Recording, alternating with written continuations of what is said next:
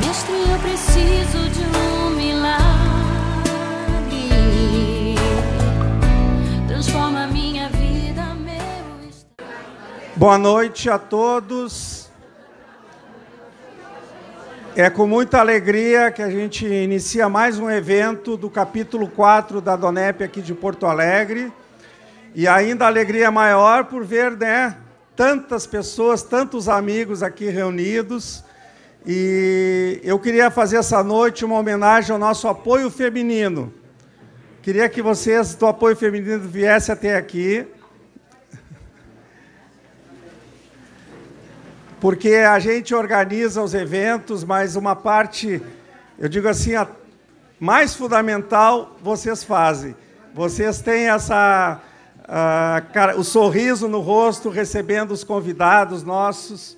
Vocês se reúnem para orar por esses eventos aqui. Então, eu queria uma salva de palmas e agradecer a Deus pela vida delas, que tem muito feito através, né, da vida de vocês, muito efeito tem sido colhido aqui na Donep. Queria agradecer de coração a vocês. Obrigada. Tá? Obrigado. Então, é muito bonito ver essa casa cheia, e eu queria conhecer as pessoas que estão vindo pela primeira vez num evento da Donep. Você pode levantar o braço.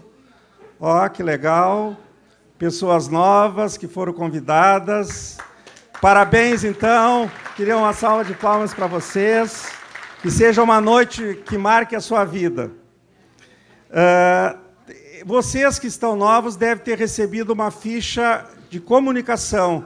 Ali tem o e-mail, as informações para nós entrarmos em contato, né, para comunicar os próximos e-mails. No final da nossa palestra, nós teremos um sorteio de 2 livros fantásticos. É O que Deus fez por mim, pode fazer por você. É uma história, né, de uma vida cristã, né, com milagres, com acontecimentos marcantes. E, inclusive, o autor do livro, ele era da Donep, hoje ele já não está entre nós, e ele produziu, né, nos últimos anos, esse livro e distribuiu milhares por todo o Brasil. É um presente que nós estamos lhe dando, mas você está recebendo do próprio autor, que a gente já muito distribuiu esse livro. E, então, que você também tenha esse aproveitamento. Né? Eu queria chamar a Cristina agora, que é a líder do apoio feminino. Ela vai orar por esse evento e vai fazer uma breve apresentação. Boa noite a todos. É um prazer para nós tê-los aqui, depois de um mês de férias. Né? Então, é muito importante para nós, realmente, né, esse evento, e principalmente porque hoje nós temos uma mulher dando testemunho. Né? Normalmente é de praxe que seja um homem, mas hoje nós temos uma mulher. E eu tenho certeza que todas nós e todos nós vamos sair edificados aqui. Eu não vou adiantar nada, né? Mas nós vamos todos sair edificados daqui. Amém? Então, eu quero agradecer a Deus. Pai, em nome de Jesus, nós queremos, Senhor, te agradecer, Pai, por esse momento aqui, Senhor, por essa oportunidade, Pai, de estarmos aqui, Senhor, presenciando as maravilhas que Tu tens feito no nosso meio, Pai. Obrigada por cada vida aqui, Senhor. Obrigada pela Paula, pelo Vifran, pelas filhas, Senhor. Obrigada por tudo que Tu tens feito, Senhor. Nós só temos palavras para Te agradecer, Senhor. E eu creio, Senhor, que cada pessoa aqui, Senhor, será tocada por esse testemunho, Pai. E que Seu nome, o Teu nome, Paizinho, seja glorificado e edificado através de tudo que vai ser dito aqui. É em nome de Jesus que nós oramos e é em nome de Jesus que nós agradecemos. Amém. Quero chamar a Marta, então, Sanches, para dar continuidade. Ela vai explicar, então, o que é a Donep, né? Aqueles que são de primeira vez. Tá? Então, para vocês saberem qual o objetivo do nosso ministério aqui. Amém. Obrigada. Bom, boa noite a todos. É um prazer tê-los aqui. A gente está vendo muitos rostinhos familiares, né? Que bom, muito bom vocês terem vindo e obrigada por vocês estarem aqui. Pode ter certeza que quem convidou tem muito amor e carinho por vocês. Tá? Nesse momento, vocês me desculpem que eu tenho que usar meus óculos, né? A idade é um fato. Eu vou falar sobre a Donep. A Adonep é uma associação de homens de negócios sem fins lucrativos, tá? E foi fundada em 1952 na Califórnia, nos Estados Unidos. E hoje o trabalho cresceu tanto, atingiu tantos países, que hoje ela está em 130 países. Que maravilha, né? E esse capítulo aqui é um dos capítulos da Adonep, né? Ela conta hoje com 1.600 capítulos, sendo que esse é o capítulo 4 da Adonep. Então, estamos aqui no capítulo 4 da Adonep, de 1.600 capítulos. É muita coisa. E o capítulo ele realiza jantar. Sempre tem os eventos, jantares, palestrantes, que tem sido muito gratificante. Eu me sinto muito gratificada, isso é por minha conta, viu, Humberto, com licença. Me sinto muito gratificada, porque a Adonep é uma instituição, ou seja, ela é algo muito especial na vida de muitos e fez muito por muitos já. E a Adonep existe para compartilhar, são amigos todos aqui, para compartilhar vitórias, sucessos, oportunidades e experiências pessoais com Deus. Acho que todos nós temos alguma experiência pessoal com Deus. Os palestrantes da Adonep não são remunerados, e eles estão aqui por amor. Por isso que a nossa bandeira ali é o amor, né? Nós somos da Adonep e a nossa bandeira é o amor. A Adonep também edita revistas, que é a Voz e a Respostas, que estão na mesa de vocês.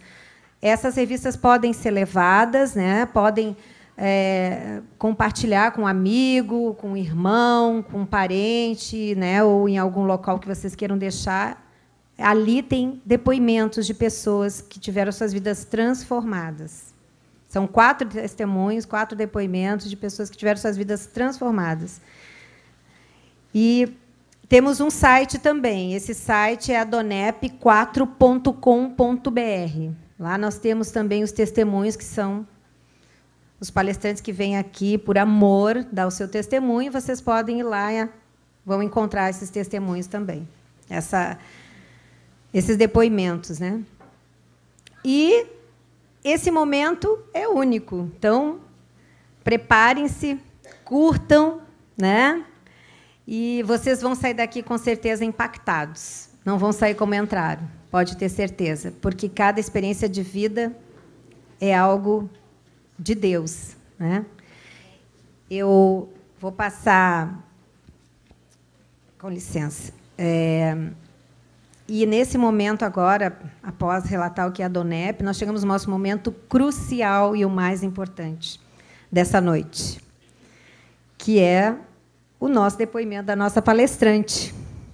Então, eu vou pedir a gentileza dos senhores e das senhoras virarem suas cadeiras para cá, né, para frente. Se coloquem numa posição confortável, tá? Que vocês possam ter acesso à palestrante aqui na frente. Se coloquem em posição que fique à vontade, que vocês se sintam confortáveis. E vou pedir a gentileza de vocês colocarem os telefones no modo silencioso, né? Para que esse momento, como é único, né, vocês tenham total concentração e aproveitamento dele. E agora eu vou apresentar a nossa palestrante. Eu gostaria que a Paula Pompeu, viesse até aqui à frente. Eu acho que uma salva de palmas vale a pena, né?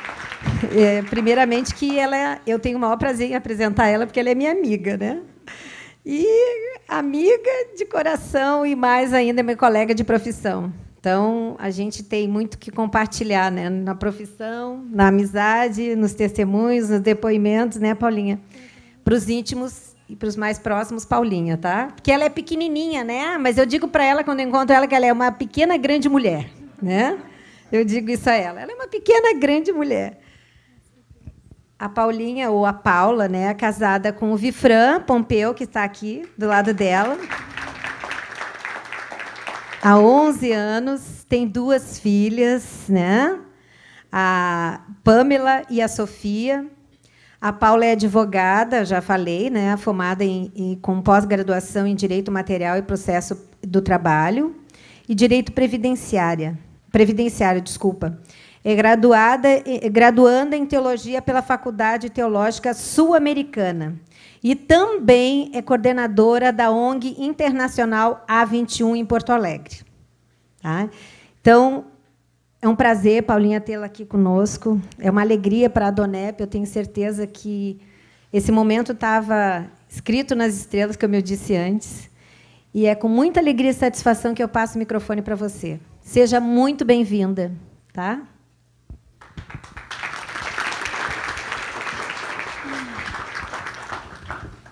Boa noite a todos. Eu sou a Paula. Eu sou uma discípula de Jesus. Sou muito bem casada com o Vifran. Tenho 2 lindas meninas. Não puderam estar aqui hoje conosco, mas meu amado está ali representando toda a família. Eu sou advogada, como a Martinha disse. Tenho pós-graduação em Direito do Trabalho e atuo em outras áreas também do direito. Sou uma serva comprometida em algumas ações ministeriais e sociais da minha igreja local, que é a Igreja Batista de Monte Serrat. Também sou coordenadora voluntária da ONG Internacional A21, que é uma ONG que luta contra o tráfico sexual de mulheres, crianças, e tráfico humano, tráfico contemporâneo, em todas as idades, dos demais sexos. Mas, masculino e feminino, só tem 2 sexos, né? Masculino e feminino. Mas, principalmente, a linha de enfrentamento maior é o tráfico sexual. Eu sei que alguém aqui já orou, acho que foi a Cris, mas eu aprendi que tudo começa e termina na oração. Então, eu queria pedir a licença de vocês para que a gente pudesse orar mais uma vez. Senhor, eu quero te dizer que tudo isso aqui é para Ti, que a minha vida deixou de ser minha há muito tempo. Eis aqui a Tua serva, cumpre em mim a Tua vontade, usa minha mente, os meus lábios, meus pensamentos, leva tudo cativo para a Tua presença. Porque tudo isso aqui é para a honra e glória do Teu nome. Amém. Talvez você nunca tenha escutado uma história como a minha pessoalmente. Talvez você nunca tenha conhecido alguém com coragem suficiente para contar. Mas tem um versículo bíblico que resume muito bem a minha história. E eu queria começar com ele. É Romanos 5:20. Diz assim: onde abundou o pecado, superabundou a graça de Deus, a fim de que, assim como o pecado reinou na morte, também a graça reine pela justiça, para conceder vida eterna mediante Jesus Cristo, o nosso Senhor. Sabe que nessa noite você não vai ouvir uma palestra. Você não vai ouvir um testemunho, uma história. Mas você vai ouvir sobre um Deus que é poderoso, amoroso, o suficiente para restaurar uma vida completa de dentro para fora. Você vai ouvir sobre um Deus que é relacional, que é humilde e íntimo, o suficiente para separar junta de medula e trocar um coração caído por um coração cheio da graça dele. Sobre um Deus que é capaz de curar e transformar uma vida disfuncional em uma vida completamente comprometida com o seu amor. Hoje você vai ouvir sobre alguém que experimentou a graça e o favor abundante de Deus e que, por isso, não se contenta em dar menos do que isso. Então, sejam bem-vindos. Eu moro em Porto Alegre há 10 anos, mas eu sou natural de Belém do Pará. A minha filha mais velha nasceu lá no Pará e a minha caçulinha e o meu esposo são gaúchos. Então, eu já me sinto um pouquinho gaúcha e eu amo demais essa terra. Eu nasci com uma mãe cristã e vivi meu primeiro milagre ainda no ventre dela. Dias antes da provável data do meu parto, a minha mãe sentiu muitas dores e foi levada às pressas para o hospital. Ali foram feitos alguns exames e foi diagnosticado que o batimento do bebê havia parado. Ou seja, teria que ser feita uma cesárea com urgência e o neném nasceria morto. Mas a minha mãe, naquele momento, ela decidiu fazer um voto com Deus. Ela disse para ele que se eu nascesse saudável, ela me consagraria a ele. A minha mãe não sabia do diagnóstico de morte. O diagnóstico do que havia parado os batimentos cardíacos do bebê tinha sido dado somente para minha avó. Então, essa foi a oração dela. Ela nem sabia que o milagre tinha que ser um pouco maior do que aquilo que ela estava pedindo. Mas, durante a realização daquela cesariana, eu nasci com vida. E, apesar de todas as desculpas e as conversas médicas, enfim, todo o relatório que eles tentaram convencer a minha mãe, que tinha sido um erro no diagnóstico, ela sabia que se tratava de um milagre. Passaram-se alguns anos, e, devido às condições financeiras dos meus pais, que eram bem limitadas, eu fiquei morando com os meus avós. E fui muito amada. Eu fui muito amada pelos meus avós. Só que, com 7 anos de idade, eu fui diagnosticada com nefrite aguda, que é uma doença que acontece na parte filtrante dos rins. Essa doença ela se agravou muito rapidamente, e eu, logo, um pouco tempo depois, eu fui diagnosticada. Os médicos chamaram minha avó e minha mãe e me deram 2 meses de vida. Eu me lembro que, naquela época, eu acordava com a barriga bem inchada, os lábios inchados, a minha urina era da cor de uma Coca-Cola. E eles disseram para minha mãe, olha, ela precisa de um transplante que precisa ser feito o quanto antes, porque ela não passa de 2 meses. E a minha mãe, naquele momento de desespero, foi para o quarto orar. E a minha mãe me conta que, quando ela dobrou os joelhos e abriu a Bíblia, ela abriu em Eclesiastes 5:5, que diz assim: antes não faça promessa do que fazer promessa e não cumpri-la. Ela lembrou que ela havia me consagrado ali no momento do meu nascimento, e até aquele momento ela não tinha cumprido aquele voto, não tinha, de fato, me levado e me consagrado e feito uma oração.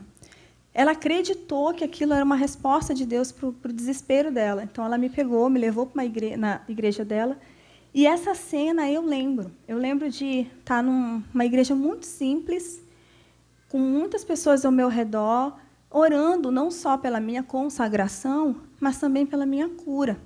Eles acreditavam que Deus podia me curar. E a minha mãe me conta que, naquele momento, ela viu como se um balde de água tivesse jogado na minha cabeça. E ela disse, filha, eu abri os olhos, porque, para mim, era muito real. Mas, quando ela abriu os olhos, não tinha acontecido nada. Então, ali, ela teve a certeza que eu tinha sido curada. Passado aquele dia, os sintomas foram simplesmente desaparecendo. A minha urina voltou para a cor normal, eu não estava mais inchada, então minha mãe me levou para o médico, foram feitos alguns exames e a doença simplesmente tinha desaparecido. Os exames foram feitos durante 3 meses seguidos, a minha mãe me conta, e eles permaneceram dando negativo. E até hoje, para a glória de Deus, os meus rins são perfeitos, a minha saúde é perfeita. Então, esse foi o segundo milagre de Deus na minha vida. O tempo passou e eu segui morando com os meus avós. Eu tive uma infância feliz e aqueles anos de enfermidade haviam ficado para trás. Foram muitos anos de médico, remédio e madrugadas, em claro. Aqueles anos ficaram para trás. O meu avô era um homem muito rígido, mas isso, de alguma forma, me protegia. Ele era o meu protetor. O meu pai e a minha mãe moravam próximos de mim. E a minha mãe era presente até onde ela podia. Mas o meu pai não, ele trabalhava muito. E eu mal via meu pai. Mas, naquela altura, eu não achava que isso me faria falta, porque os meus avós me amavam tanto que eu achava que aquilo ali era o suficiente para mim. Apesar da minha mãe me levar para a igreja todos os domingos, eu não gostava daquele ambiente. Como uma pré-adolescente, eu achava chato, achava que tinha muitas regras, além do que eu sempre fui muito vaidosa. E isso, de alguma forma, não era bem aceito ali na comunidade religiosa da minha mãe, o que acabava afastando ainda mais o meu coração de querer conhecer Jesus. Aos 15 anos de idade, os meus avós já haviam se separado. Eles se separaram quando eu tinha 11 anos. E o meu avô, ele tinha um bom emprego. Então, eu tive uma infância onde nós morávamos numa casa simples, mas eu não tinha falta de nada. Eu estudava em boas escolas, eu ganhava presente no Dia das Crianças, no Natal, eu tinha boas roupas, então eu tive uma infância onde eu não sentia falta dessas coisas. Só que quando meu avô foi embora de casa, tudo mudou, porque ele passou a dar para minha avó uma pequena pensão. E isso fez com que todo o meu estilo de vida mudasse. Eu já não podia mais comprar, já não podia mais ter nada, e isso se tornou um problema para mim. Fora que a região onde eu sou natural é uma região muito quente. Então, lá é cultural as mulheres se importarem bastante com a sua aparência física. Como passam a grande maioria do ano, o ano inteiro, né, com vestimentas mais expostas, então é natural e cultural irem para a academia e se cuidarem, então. E eu cresci com isso. Com 13 anos, eu já estava preocupada com isso, preocupada em como as pessoas me percebiam. Já estava preocupada em como elas me olhavam, como é que eu era vista. Só que ninguém percebeu isso. Eu cresci cada vez mais vaidosa, cada vez mais apegada ao meu exterior. E o fato como as pessoas olhavam e a forma como elas me avaliavam a partir da minha aparência era muito importante para mim. E, apesar de um interior imaturo, perdido e sem qualquer compromisso com Deus, a minha maior preocupação era a minha aparência física. E é claro que, com um coração voltado para si, um coração egoísta, não pode gerar bons frutos. Então, com 16 anos de idade, e eu participava de alguns eventos de beleza, eventos de praia, principalmente, e com 16 anos de idade apareceu uma novela na televisão. Eu não vou falar aqui o nome da novela, mas foi ali pelo ano de 2002, mais ou menos. E eu me lembro que, quando aquela novela surgiu uma personagem. E essa personagem era uma garota de programa de luxo. Ela morava no Leblon, do Rio de Janeiro. E eu me lembro que a novela romantizou toda essa situação.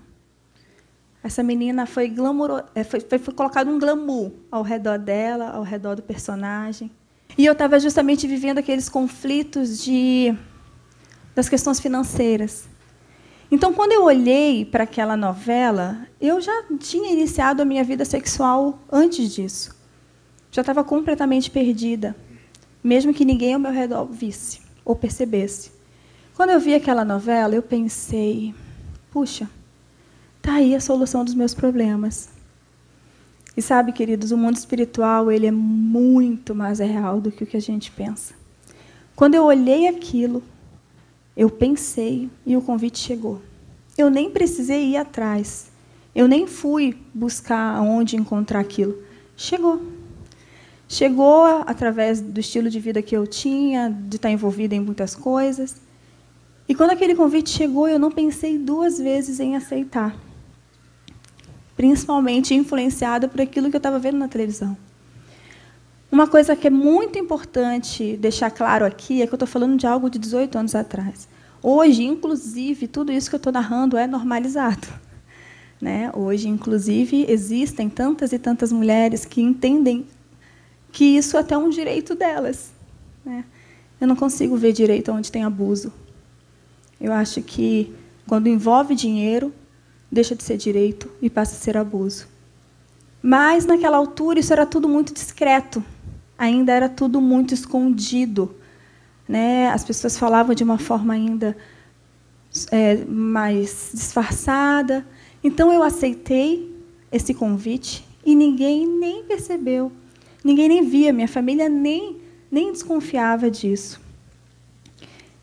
É claro que, com a prostituição, veio as drogas, veio as bebidas alcoólicas, cigarro, relacionamentos totalmente destrutivos, veio amizades destrutivas, veio um estilo de vida completamente devastador para uma menina. E eu me lembro que teve um relacionamento que eu tive bem nessa fase, ali, acho que com 17 anos, que era um rapaz que eu conheci dentro desse universo, e esse rapaz, ainda por cima, ele mexia com magia negra. Ele tinha um espaço onde ele trabalhava com isso. Também era uma das profissões dele. E eu me lembro que eu me envolvi demais com aquele rapaz, e foi quando a minha mãe descobriu. E a minha mãe enlouqueceu, eu era menor de idade, ela colocou polícia atrás de mim, pai policial atrás dele, a minha avó, elas fizeram de tudo, mas nada era suficiente para me convencer a voltar atrás. Eu me lembro que um dia minha mãe me chamou, muito, muito triste. E ela disse para mim o seguinte: Paula, eu cansei de lutar sozinha. Eu te consagrei quando tu era uma menina, quando tu era uma criança. Então é um problema de Deus. Então, a partir de agora, eu vou só orar. E quem vai te convencer é Ele. Os anos se passaram e depois chegou até mim uma notícia de que esse menino que eu me envolvi, que era envolvido com essa questão de magia negra, quando ele me deixou, a minha mãe, depois que a minha mãe me disse isso e decidiu orar, em seguida esse menino já terminou o relacionamento comigo. E eu me lembro que quando ele terminou esse relacionamento comigo, eu fiquei mal, para mim foi a morte. E ele começou um relacionamento logo em seguida com uma outra pessoa, uma outra moça linda que eu conhecia. Passado um tempo, chegaram comigo e disseram assim: Paula, lembra da menina? Aquela menina? Sim. Ela foi encontrada morta, num matagal. Ela estava grávida e o bebê foi tirado da barriga dela e colocado ao lado dela. Ela foi encontrada com ritos, assassinada com ritos de magia negra. E o menino, o fulano, o rapazinho, ele foi preso como principal suspeito. Depois eu soube que ele foi solto, que não tiveram provas suficientes para mantê-lo preso, e pelo que eu imagino, porque na altura eu não me envolvi muito, mas ficou por isso mesmo. A menina era simples, era de uma família simples, foi assassinada e pronto. Não sei se foi ele, né? Não podemos afirmar isso, mas eu sei que no meu coração uma voz falou assim: ó, eu salvei você, eu guardei você. Mas isso não foi suficiente para me trazer de volta para Deus. Não foi. Então, com 18 anos de idade, chegou para mim um segundo convite. Eu estava próximo de completar 18. Estava com 17, alguma coisa. Chegou até mim um segundo convite. Trabalhar da forma como eu trabalhava, só que na Europa, lá fora. E eu sabia que eu tinha algumas amigas que já estavam lá. Mas, na altura, eu nem procurei saber o que elas estavam fazendo. Eu sabia que eram meninas famosas, assim, envolvidas com a questão de concursos, de eventos, meninas muito bonitas, e elas já estavam fora do país. E, na verdade, elas estavam lá fazendo exatamente aquilo que o convite chegou até mim, porque eles sabiam que eu ia completar 18 anos. Eu completei 18 anos, eu não pensei duas vezes. Fiz meu passaporte e embarquei. Eu me lembro que, nessa época, em alguns momentos, eu sentia saudade de Deus. E eu voltava para a igreja, mas eu não tinha força para ficar. Eu continuava achando a igreja chata, apesar de gostar de Deus, porque quem ama, ama e não machuca, quem ama se entrega, quem ama abandona pecados, né? Então eu não amava Deus. Mas eu sentia saudade da presença dele. Mas eu sentia mais saudade do dinheiro, das festas, das más companhias, da minha juventude. Então eu sempre abandonava, eu nunca ficava. Com 18 anos, eu embarquei, fui embora, fui morar em Portugal. Fui morar lá em Lisboa. Cheguei em Lisboa e aconteceram muitas coisas. Foi um tempo de muito dinheiro, um tempo de muitas viagens, um tempo de muitas festas. E a última coisa que eu queria saber era de Deus. Que, no fundo, eu sabia que eu havia rompido com Ele. Por causa das minhas más escolhas. E, no fundo, eu achava que Ele não queria saber de mim. Nesse meio tempo, eu vivi muitas coisas, muitas experiências. Não poderia ter tempo agora de compartilhar tudo. Mas eu vivia nessa ponte aérea entre o Brasil e a Europa. E assim foi durante muito tempo. Deus me guardou do mal, mesmo que eu andasse na sombra do vale da morte. Eu tive um segundo relacionamento, muito rápido. Eu já estava em Portugal. E eu me lembro que esse menino, ele era um empresário na minha cidade, era de Belém. E ele fazia alguns negócios, e num desses negócios que ele fez, eu acho que ele fez alguma coisa de errado e ele ficou jurado de morte. E eu me lembro que chegaram comigo e falaram assim: Paula, vão matar esse menino e vão te matar junto. Eu falei: não, capaz, eu era completamente inconsequente. Não, não vai acontecer nada comigo. Um dia a gente teve uma discussão, eu peguei as minhas coisas e fui embora para Portugal, porque eu vivia assim, de um lado para o outro. Quando eu cheguei em Portugal, passou um tempo, eu não sei exatamente o tempo, mas me ligaram: Paula. Quando eu viajei, esse menino logo começou um relacionamento com uma outra moça. E quando eu cheguei lá, me ligaram: Paula, sabe o fulano? Sim, mataram ele. E deram um tiro na boca da guria, da atual namorada dele na época, né? Assim, semanas depois que eu parti. E ela não morreu, mas ela perdeu todos os dentes. Naquela hora, eu ouvi de novo aquela voz: eu mais uma vez guardei você. Eu sabia que a minha mãe não cessou as orações. A minha mãe, durante todo o tempo, ela nunca desistiu da minha restauração. As suas orações me alcançavam aonde quer que eu estivesse. A minha mãe e a minha avó, as duas. Eu me lembro que quando eu recebi essa notícia, alguma coisa dentro de mim mudou. Eu acho que pela primeira vez mesmo, porque eu nunca tinha sentido isso antes, eu senti temor.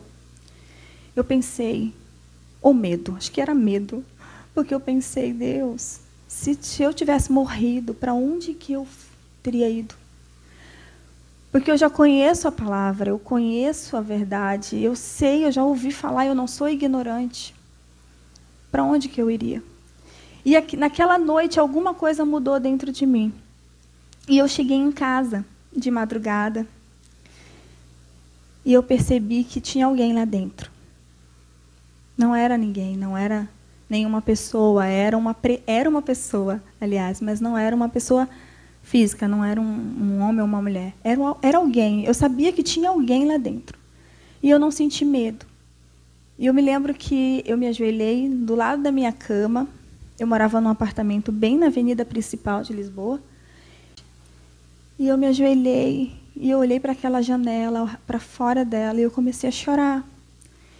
E algo dentro do meu coração veio, que eu nunca tinha sentido antes, que era arrependimento. E eu me lembro daquela oração. Eu falei: Jesus, é tu que está aqui? Eu falei chorando, fazia muito tempo que eu não orava. Eu falei: olha, eu sei que eu estou aqui hoje por causa das minhas escolhas. Foram as minhas escolhas que me trouxeram até aqui. Eu nem sei se tu ainda quer saber de mim, mas se o Senhor ainda tem um plano para mim, me faz voltar, porque eu não sei voltar sozinha.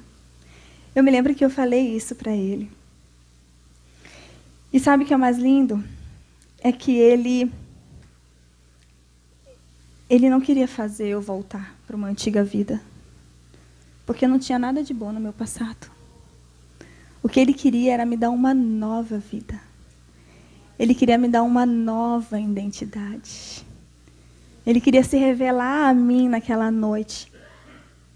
E eu ainda pequena, imatura, ferida, uma menina perdida, completamente perdida, estava tentando entender tudo aquilo. Mas eu não sabia que aquela noite mudaria a minha história. Porque a partir dali, alguma coisa dentro do meu coração mudou. Aquela experiência mexeu com a minha alma de alguma forma, que alguma coisa no meu coração despertou. E eu já não sentia mais graça no dinheiro, eu já não sentia mais graça nas viagens, eu não sentia mais graça nas roupas, nos sapatos. Eu já não via mais graça em nada daquilo que preenchia, que não conseguia preencher, na verdade, porque era um vazio do tamanho de Deus, que as coisas não preenchiam. E naquela noite eu senti que algo tinha acontecido, porque tudo passou a ser cinza para mim. Então eu comecei a orar aos pouquinhos, eu comecei a buscar a Deus aos pouquinhos. Passaram alguns meses e eu conheci uma pessoa. E eu me lembro que ele era muito divertido, muito alegre, tinha algo nele que me atraiu. Eu não sei exatamente o que era, mas algo me chamou a atenção. E eu era uma pessoa, eu não gostava de me envolver, eu não queria namorar, não queria me envolver com ninguém, eu gostava da minha liberdade, eu gostava de viajar para um lado para o outro, de viver a minha vida sem dar satisfação para ninguém. E quando eu olhei para aquela pessoa, eu me envolvi, eu me apaixonei. E por um minuto eu fiquei muito braba comigo. Porque eu falei, se apaixonar é de alguma forma perder o controle. Mas aconteceu. E depois aconteceu algo ainda que me fez perder mais as rédeas. 3 meses depois, eu engravidei.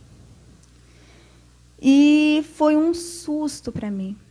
Eu entrei em crise. E eu me lembro que eu fui até ele e eu falei para ele, estou grávida. E me lembro das palavras dele, porque nós nunca tínhamos conversado sobre casamento, não. Ele tinha uma vida completamente diferente de querer ter uma família, né? Era um homem completamente envolvido com... Também, a vida dele girava em torno de dinheiro, de festas, de viagens. E eu me lembro que ele disse assim, olha, Paula, se você quiser ter esse bebê, eu te ajudo. Se você quiser tirar, eu também te ajudo. Então, a decisão está contigo. E eu voltei para o meu quarto e fiquei pensando sobre aquilo, refletindo. Eu não tinha nenhuma ilusão de nada, de casamento, nem nada. Mas eu liguei para minha mãe, contei o que estava acontecendo. E eu falei, mãe, eu acho que eu vou voltar para o Brasil. Vou ter esse bebê, porque o pai dele disse que vai me ajudar mesmo. Então, eu não vou abortar. Eu vou voltar para o Brasil. Vou ter o neném. E depois que o neném nascer, ele vai ter sempre o amparo do pai. E eu vejo o que eu faço com a minha vida. Gente, a minha família sempre me amou. Porque eu nunca senti nenhum olhar de julgamento deles. Em todas essas escolhas terríveis que eu tinha feito na minha juventude, eles continuavam me amando. A minha mãe disse, então vem, minha filha, vem, que a gente passa por isso juntas. E quando eu cheguei, eu me lembro que quando eu cheguei de volta na minha cidade, o pai do bebê tinha desaparecido. Ele sumiu durante uns 2 meses, eu perdi completamente contato com ele. Então eu entrei em crise. Comecei a pensar que talvez a melhor opção fosse abortar o bebê e voltar para Portugal. E foram dias muito difíceis. E eu me lembro que essa dor me fez voltar para Jesus, porque daí eu voltei para a igreja e eu fui muito amada na igreja onde eu estava na altura. Eu sou muito grata a Deus pelos homens e pelas mulheres de Deus que o Senhor colocou na minha vida em todas as jornadas, em cada fase. Esses homens foram cruciais. Deus usou eles para cuidar de mim em momentos que só eles podiam fazer.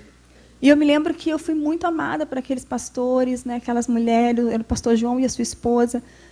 E eles oravam por mim, e eles diziam, Paula, Deus está dizendo, né, eu sinto que Deus vai mudar a tua história. Eles injetavam fé no meu coração, esperança, quando eu não tinha esperança. E eu me lembro de uma noite, eu decidi abortar, porque eu entrei em crise, e eu decidi abortar. Eu cheguei em casa e eu falei para minha avó, eu vou abortar porque daqui a pouco eu faço 3 meses, eu não vou mais poder abortar depois de 3 meses, e eu não vou conseguir ficar nessa situação sozinha, eu vou ter um filho sozinha, eu vou ter que correr tudo atrás sozinha. E a minha mãe, minha filha, não faz isso. E eu vou fazer. Liguei e marquei. Quando foi 7h30 da noite, eu ia fazer isso às 7h30 da manhã. Quando foi 7h30 da noite do dia anterior, eu, conversando tive um tempo com uma tia e alguma coisa no meu coração veio e eu falei, não, eu não vou abortar. Liguei para minha mãe chorando, falei, mãe, eu não vou abortar. E foi mais lindo que esses dias a minha mãe me lembrou. Ela lembrou as palavras que eu disse para ela naquele dia. Ela falou que eu disse para ela, mãe, eu não vou abortar porque eu já amo esse bebê. E eu vou assumir as responsabilidades pelos meus atos. E a minha mãe depois me contou que quando eu liguei para ela de manhã dizendo que eu tinha marcado o aborto no outro dia, ela correu para a igreja.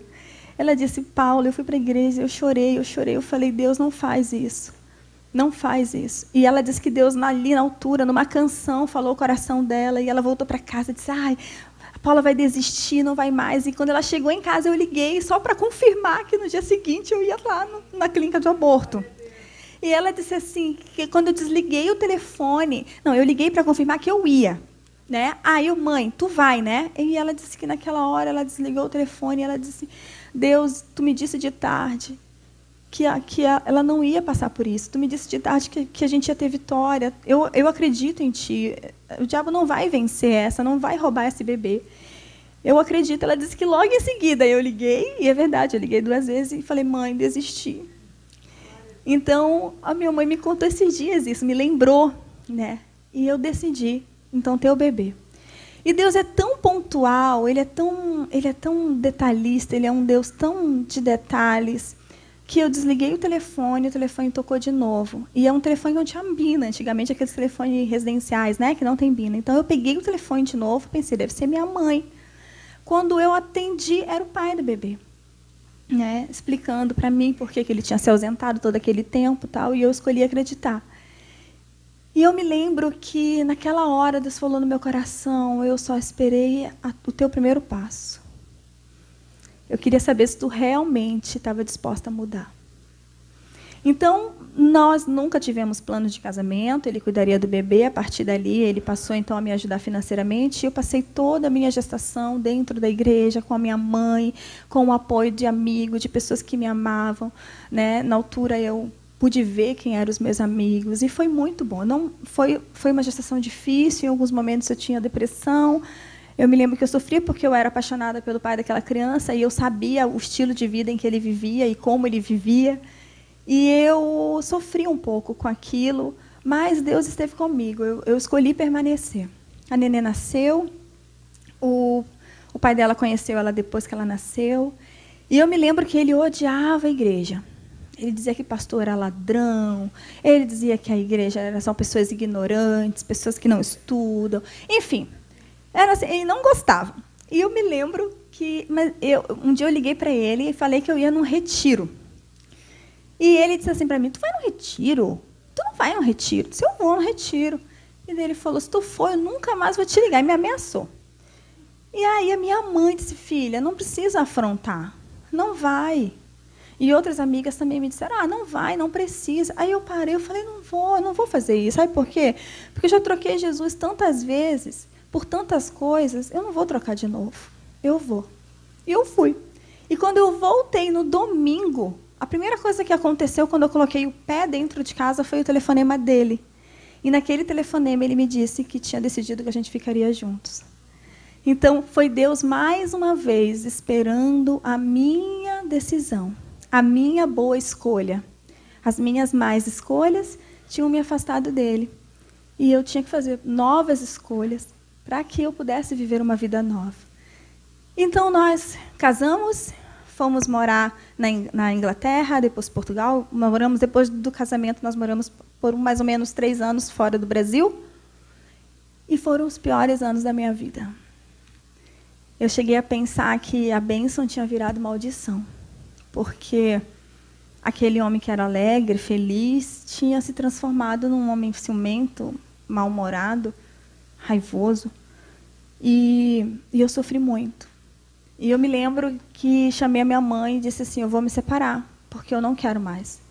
Eu era uma menina, eu não sabia lidar nem com a minha própria história, eu não entendia ainda a minha história, eu não entendia meu passado, ele também não entendia. Eu acho que, na cabeça dele, em alguns momentos, ele deveria se perguntar como é que a gente tinha se casado, não sei. A gente não sabia lidar com os nossos traumas, a gente não sabia lidar com as nossas dores. Então, foi muito difícil aqueles primeiros anos. Foram anos de dores, e eu precisava colher os frutos também daquilo que eu tinha plantado, né? O meu casamento tinha nascido de uma forma errada, num contexto errado, mas Deus usaria para a glória dele. Porque para ele nada é impossível. Só que naquela altura eu achava que não tinha jeito. E eu me lembro que eu liguei para minha mãe e eu falei que eu ia me separar. E a minha mãe disse, não, tu não vai te separar porque tu orou por esse casamento e agora tu vai permanecer nesse casamento até o fim. Mas eu voltei para Belém numa época,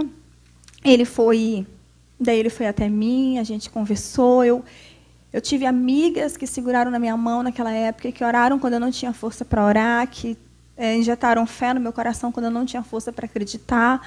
Eu achava que o meu casamento era um casamento falido, porque eu achava que o meu marido nunca ia ter uma vida transformada e que eu nunca ia ser digna do amor dele, então que a melhor solução era uma separação. Só que o tempo passou e ele foi vivendo um processo. Ele foi melhorando, a gente engravidou, né, da nossa segunda filhinha, e nós viemos para Porto Alegre. Chegamos aqui em Porto Alegre e eu encontrei a IBMS, que é a minha igreja local, e eu comecei um processo, né, de restauração junto àquela igreja que me amou tanto. Eu cheguei grávida, depois eu passei um tempo fora, porque eles se mudaram para um outro endereço, eu não sabia chegar lá, e aí eu fiquei sem igreja, a minha filha nasceu, e começamos uma nova estação. Eu me lembro que, naquela época, nós tínhamos estabilidade financeira, mas nós não tínhamos Jesus.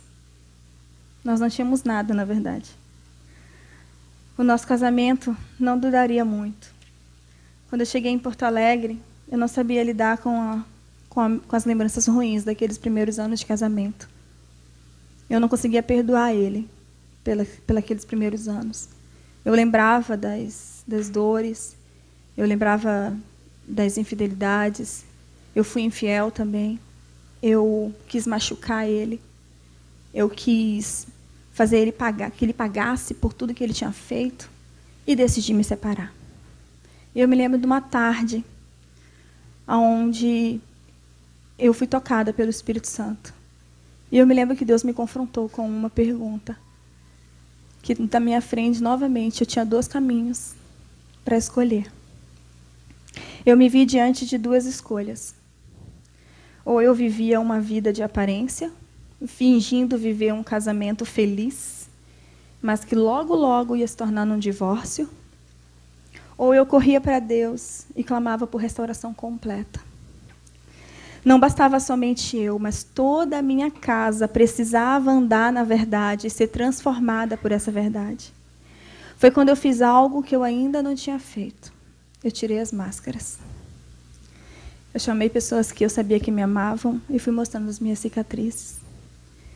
E eu me lembro que uma das coisas que me fez refletir foi o meu legado. Eu pensei as minhas 2 filhas. Lá atrás, quando eu tinha 16 anos, que eu fiz aquela escolha de morte, era só eu. Mas agora eu tenho 2 filhas. As escolhas de morte que eu fizer a partir de agora vai alcançar elas. Vai respingar na vida delas. Deus, me ajuda a fazer boas escolhas. E eu tive pessoas que me ajudaram nesse processo. Tive pessoas que, além de tudo, acreditaram em mim quando não tinha motivo para acreditar. Confiaram quando não era confiável.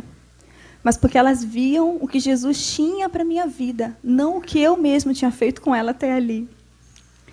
Eu chamei meu marido, abri o meu coração, confessei os meus pecados, contei as minhas dores, falei das minhas dificuldades, disse que nós precisávamos de Jesus, ou a gente não ia conseguir sozinhos.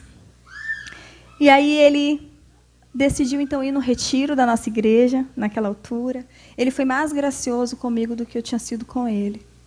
E ele decidiu, então, ir no retiro da igreja. Lá ele teve uma experiência pessoal com Jesus, que depois ele vai contar a história dele. Mas ele teve um encontro com Deus, e ele, a partir dali, ele foi se permitindo ser restaurado por Deus. De lá para cá, tem sido uma caminhada juntos. Tem sido um dia de cada vez. Deus precisou tocar em algumas áreas da nossa vida que eram importantes para nós, como trabalho, como a estabilidade financeira, como estrutura, mas tudo isso para nos forjar. Trabalhar o nosso caráter, o nosso amor e a nossa fé. Deus tem nos amadurecido de dentro para fora. Em cada situação, e apesar de ser difícil algumas vezes, vale a pena. Ao voltar para o Brasil, eu voltei para a faculdade, eu concluí a minha faculdade de Direito, já fiz 2 pós-graduações, agora eu retornei para um sonho que eu tinha no coração, que era fazer uma faculdade de Teologia, Mas, acima de tudo, eu sigo ofertando os meus dons, os meus talentos, a minha vida inteira para a obra de Jesus. Servi por 2 anos dentro da fase feminina do Estado, trabalhando com as menores infratoras. Estou sonhando, junto com a minha liderança, a nossa comunidade terapêutica mulher, que vai amparar mulheres em estado de drogadição. Estudo e atuo contra o abuso sexual infanto-juvenil, estudo e atuo em questões de gênero. Eu estudo, eu me interesso por estudar questões da sexualidade humana. E tudo isso à luz da palavra de Deus. Tenho uma equipe linda que coordena junto comigo a ONG A21, aqui em Porto Alegre, que luta contra o tráfico humano e o tráfico sexual no mundo. Acho que vocês já se deram conta por que esse tema me interessa tanto, porque eu fui uma traficada, né? Minhas filhas são apaixonadas pela Igreja de Jesus. A mais velha, aquela que foi gerada ainda no início do processo, ela é visivelmente uma missionária. Ela é completamente apaixonada por missões e apaixonada por pessoas. Deus, lá atrás, quando eu nem sonhava, Ele já havia colocado o DNA dele nela. A mais novinha, apesar de ter só 9 aninhos, assim como a mais velha, ela também já escolheu tornar pública a sua fé em Jesus, se batizando no ano passado. E, quando eu olho para elas, eu lembro que elas são fruto das orações da minha mãe e da minha avó. E eu digo, uau, Senhor, é verdade, essas meninas já vieram com geração de bênçãos. A maldição quebrou. A maldição foi quebrada lá atrás. E agora, quando eu estava vindo, até comentei com meu marido, quando eu estava saindo de casa, porque a mais velha, eu olho para ela assim, e eu amo tanto Deus quando eu olho para ela, porque, uau, Senhor, uau, como ela é diferente de mim do que quando eu era pequena, como ela é graciosa, cheia de Deus. Deus, obrigada, eu nem mereço isso, não mereço. Mas a menorzinha que está crescendo agora, quando eu estava saindo de casa, eu fui dar um beijinho nela antes de vir para cá, e ela estava na caminha, estudando, fazendo um tema, e do lado do celular dela, ouvindo louvores de adoração. E ela estava lá ouvindo e fazendo os louvores. E aí eu disse, filha, tu está ouvindo música? Sim, mãe. E ela ouve as mesmas canções que eu ouço. Então, eu olhei para aquilo, ela só tem 9 aninhos. Jesus, obrigada. Eu não poderia gerar isso no coração das minhas filhas. Eu não posso gerar vida. Eu não posso gerar boas escolhas. Eu posso mostrar para ela hoje, para elas, né, com a minha vida, o que é amar a Deus. Mas eu não posso gerar isso nelas. Só o Espírito de Deus pode.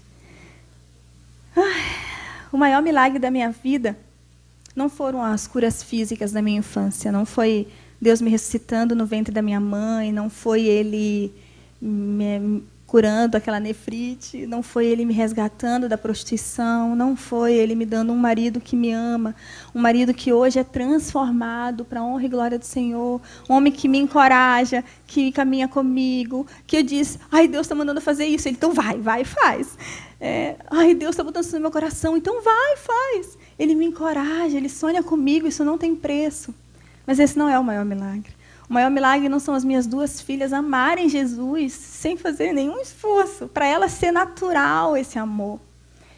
O maior milagre da minha vida sou eu. Todas essas outras coisas são consequências da fidelidade de Deus na minha vida, na vida da minha mãe, da minha avó, que nunca cessaram de orar. Mas o maior milagre é quem eu era e quem eu sou hoje, em Cristo Jesus. O maior milagre foi eu ter dito sim para Jesus, numa altura em que eu poderia novamente fazer escolhas de morte. E eu disse sim para Ele, e eu entendi a nova identidade, e eu recebi essa nova identidade, e passei a viver de acordo com essa nova identidade. O maior milagre está dentro de mim, naquilo que ninguém vê, só Ele.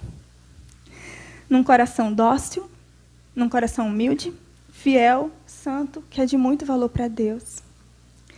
Eu não conheço qual é a tua história. Eu não sei quais têm sido as tuas escolhas. Mas quando tudo o que eu tenho para dizer é que não importa o que fizeram com você. Não importa o que você fez com você mesmo. Em Cristo Jesus, você já tem uma nova identidade. Uma vida abundante e um futuro lindo pela frente. porque só Ele sabe os planos que tem para você. E Ele prometeu que Ele não nos deixaria órfãos. Ele diz que não nos deixaria sós. E isso, a melhor notícia é que isso não depende de você. Você não precisa fazer esforço para ter um caráter transformado. Você só precisa escolher ouvi-lo, escolher estar com Ele, escolher passar tempo com Ele, escolher não ter uma religião, mas ser um discípulo de Jesus. Escolher dar graça, amar, escolher o amor nos escolheu. E Ele vai nos ensinar a amar. É tudo sobre Ele, não é nada sobre nós. Eu sou curada em Cristo Jesus. Eu não tenho vergonha, eu não tenho medo de contar a minha história, porque não é minha, é a história de Jesus em mim, é a história de Deus em mim. Então eu não tenho o direito de não contá-la. Eu não tenho o direito de escondê-la. E o melhor, eu sempre fui tão amada, apesar de mim, que esse amor não pode ficar dentro de mim. Esse amor precisa jorrar. Ele precisa vir e jorrar. As coisas velhas se passaram. Eis que tudo se fez novo. E sabe o que é o melhor? É que já está consumado. Tem uma frase que eu posso definir a mim mesma, que diz assim: Jesus me resgatou, Ele me santificou e Ele me deu um propósito. E é tudo para a honra e glória do nome dEle. Agora eu queria chamar a Taninha. Taninha. Glórias a Deus. Tem um cântico que muitos conhecem, que diz: quão grande é o meu Deus, cantarei quão grande é o meu Deus. E diz ainda: e todos hão de ver quão grande é o meu Deus. Nós acabamos de ouvir uma história verdadeira, porque Jesus, Ele é o Deus dos milagres e das maravilhas, e Ele faz. Mas se há ainda corações aqui nesta noite que têm dores, tristezas profundas, marcas terríveis, que a desesperança está aí dentro, um coração muito triste, muito abatido, a palavra de Deus diz que o Senhor tira as vestes de cinza e dá vestes de alegria. Amém. Ele faz tudo novo, como esta irmã declarou. Nós temos um coração novo. Glória a Deus. Podemos declarar isto. E nesta noite, você pode dizer também quão grande é meu Deus, se você quiser. É só se render a Ele. Este Pai amado enviou o seu Filho Jesus para nós. Ele é o Deus dos milagres e das maravilhas. Não há nada que o Senhor não possa fazer. Ele está aqui nesta noite, caminha no nosso meio. Poderoso, não há nada impossível para Ele. Vamos cantar, vamos fechar os nossos olhos e cantar bem suavemente esta canção, porque o Espírito Santo, ele sonda os nossos corações para ver se há algum caminho mau e para nos livrar. E se há um coração que Deus ama, é um coração contrito, quebrantado, rendido a Ele. Então vamos cantar de olhos fechados e entregando tudo que há dentro de nós, mas pela fé, cantando que esse Deus é grande. Quão grande é o meu Deus, cantarei quão grande é o meu Deus, e todos hão de ver quão grande é o meu Deus, Quão grande é o meu Deus, cantarei, quão grande é o meu Deus, e todos hão de ver quão grande é o meu Deus. Com esplendor de um rei, em majestade e luz, faz a terra se alegrar, faz a terra se alegrar. Ele é a própria luz, e as trevas vão fugir, tremer com sua voz, tremer com sua voz. Cante pela fé. Quão grande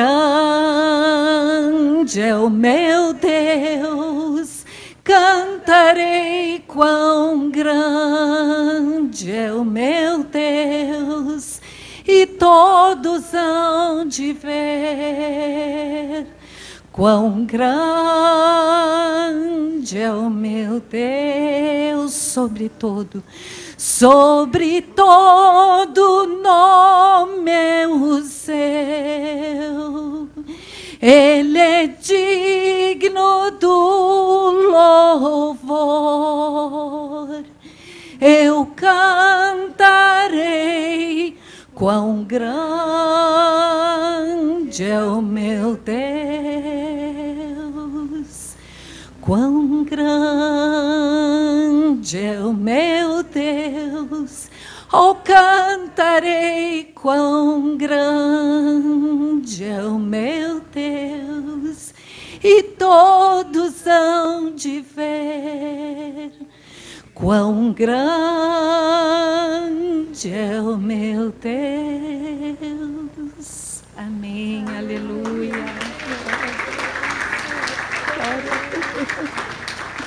Aleluia, aleluia. Obrigado, Tânia. Pode ficar um pouco aqui, Paulinha. Para nós é Paulinha. E eu me lembro que no início desse ano, a Cristina, nós estávamos pensando, vamos fazer um evento feminino, trazer uma mulher para dar um testemunho, e ela citou o teu nome, assim. E Deus marcou, foi o dia de hoje. Foi o dia de hoje. A gente está acostumado, e muitos que estão aqui gostam muito de ouvir as histórias de Deus, né? A gente está acostumado e ama isso, e eu posso dizer, representando eles, a gente ama mais a Deus depois dessa história. Obrigado pela tua coragem, Vifrão, obrigado pelo teu amor, a tua graça. Eu vejo a graça de Deus na vida de vocês, nas filhas de vocês. Então, desde que eu abri aqui, mais pessoas chegaram. Tu viu como tem algo especial nessa noite, né? E eu queria fazer um convite na Donep, a gente dar essa oportunidade. Que um dia, naquela janela aberta, olhando um céu azul, a Paulinha tomou uma decisão ali. Já tinha, né, se arrependido dos caminhos, viu que sem Jesus não dava mesmo para continuar. E ela fez uma declaração ali, né? Fez um clamor a Deus ali. Disse, eu quero, né? Jesus, tu é meu Senhor, me comanda a minha vida. E isso tem a ver com o que o apóstolo Paulo fala lá no Novo Testamento, que se confessarmos com a nossa boca que Jesus Cristo é o Senhor e crermos no nosso coração que Ele ressuscitou entre os mortos, nós seremos salvos. Então, é uma promessa, não é de uma igreja, não é de uma religião, é uma promessa de Deus para cada um de nós aqui. E todos nós que estivemos, que passamos por uma experiência, o Vifran, hoje eu te conheci um pouco mais, um dia tu teve essa experiência lá naquele retiro, mas você pode ser nesse restaurante, você tomar essa decisão, confessar com a sua boca. Então eu gostaria que todo mundo ficasse de pé agora, nesse momento. Como a Paulinha disse, eu também não conheço a sua vida. Nós não conhecemos o que está lá no profundo do seu coração, as suas histórias do passado. Cada um tem uma jornada, né, que teve lições até agora, mas a gente pode recomeçar. As Escrituras dizem que nós, a partir desse momento, dessa confissão com a nossa boca, nós nos tornamos uma nova criatura. Vocês podem ver a nova criatura na Paula? Aleluia.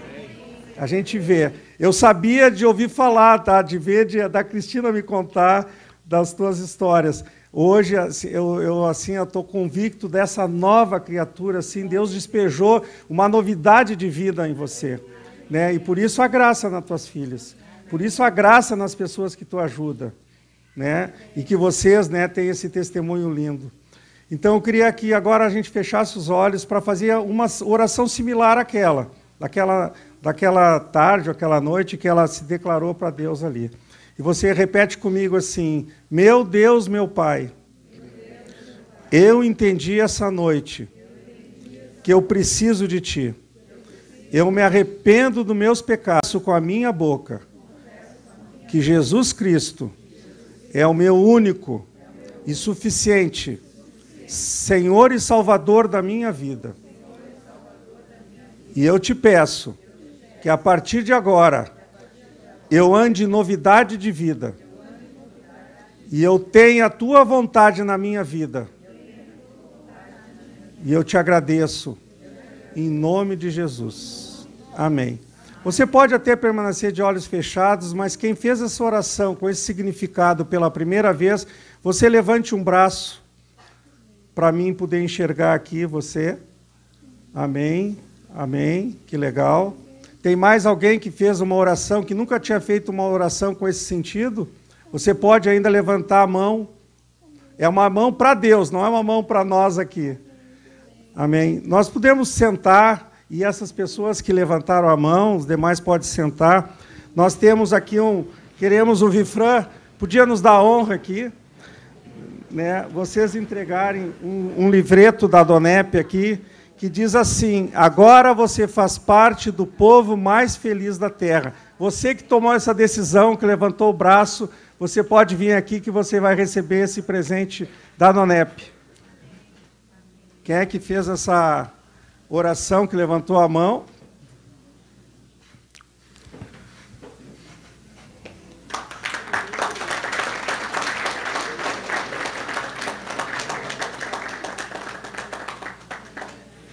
Então,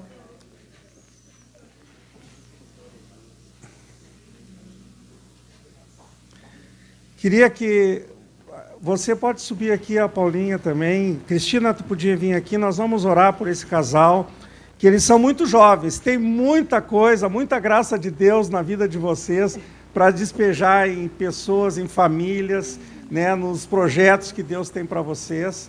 E a Cristina, né, que hoje teve essa... Amém, Deus botou no coração dela Amém, esse Pai. convite. Amém, Deus. Nós não temos palavras, como diz um cântico, né, para agradecer tanta bondade, meu Paizinho. Muito obrigada, Deus, pela vida da Paula, do Vifran. Muito obrigada, Deus, porque Tu és um Deus de amor, um Deus de misericórdia, um Deus que sara, que liberta, que cura. Muito obrigada, Deus. Nós queremos dar a Ti toda a honra, toda a glória, todo o louvor, Senhor, nessa noite, Pai. Agradecer pela presença de cada um. E eu creio, Senhor, que a semente plantada aqui, Senhor, vai ser regada e vai dar muitos frutos, Pai. Porque Tu és um Deus de amor e um Deus fiel, Senhor. Muito obrigada, Pai, mais uma vez. Nós viemos abençoar, pedir bênçãos sem medidas na vida dessa família, Pai, que tanto tem nos dado, Senhor, assim, alegria de conviver, de experiências maravilhosas. Tem nos ensinado, Senhor, a sermos pessoas melhores e a reconhecer, Senhor, que Tu és o soberano. Tu és um Deus do impossível, aquele que era, que é e que há de vir. Muito obrigada, Pai, em nome de Jesus que nós Te agradecemos, Senhor. Amém, Deus. Obrigado. Podemos dar uma salva de palmas, então. Então, muito obrigado. Até dia 25. Obrigado. Mestre, eu preciso de